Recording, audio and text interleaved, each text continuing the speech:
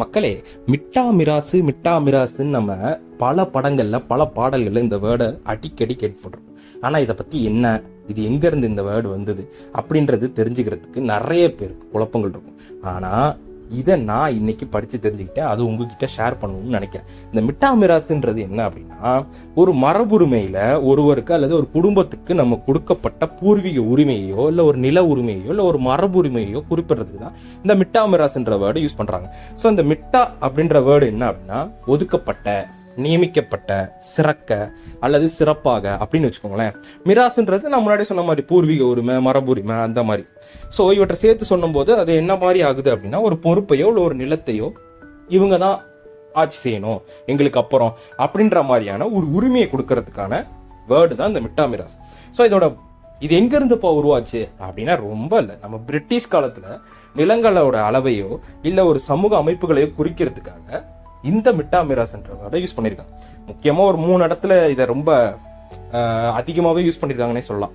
கோவில் பொறுப்புகள்ல யார் கொடியேற்றணும், யார் ஊஞ்சல் சேவை பண்ணணும், யார் பூசை பண்ணணும், யார் கோவில் நிர்வாகத்தை ஏற்றுக்கணும், எந்த குடும்பம் கோவில் நிர்வாகம் பண்ணணும், இப்படின்றதெல்லாம் இந்த மிட்டா மிராஸ் உரிமை மூலமா கொடுத்திருக்காங்க.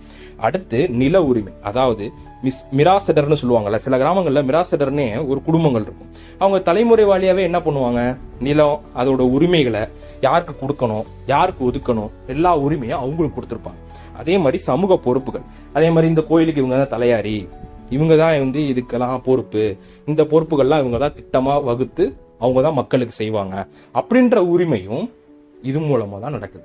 ஸோ இந்த மிட்டா மிராஸ் மேக்சிமம் குறிக்கிறத பார்த்தீங்கன்னா, பூர்வீக நில உரிமை, உரிமை பிளஸ் பொறுப்பு அல்லது சட்டப்பூர்வ மரபுரிமை, அதுக்காக யூஸ் ஆகுது. அரசு பதவிகளிலும் சில காலங்களில் இவங்க தான் இருக்கணும் அப்படின்ற மாதிரியான விஷயத்துக்காகவும் குறிப்பிடப்படுது.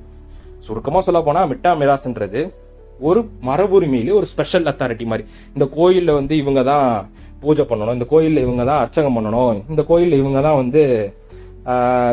இந்த முறையெல்லாம் இவங்க தான் பார்த்துக்கணும், கோயில் நிர்வாகம் இவங்களுக்கு தான் சொந்தம் அப்படின்ற மாதிரியான ஸ்பெஷலான இதுக்கு மட்டும் கொடுக்கறதுக்கு தான் இந்த மிட்டா மிராஸ்ன்ற வேர்டை யூஸ் பண்றாங்க.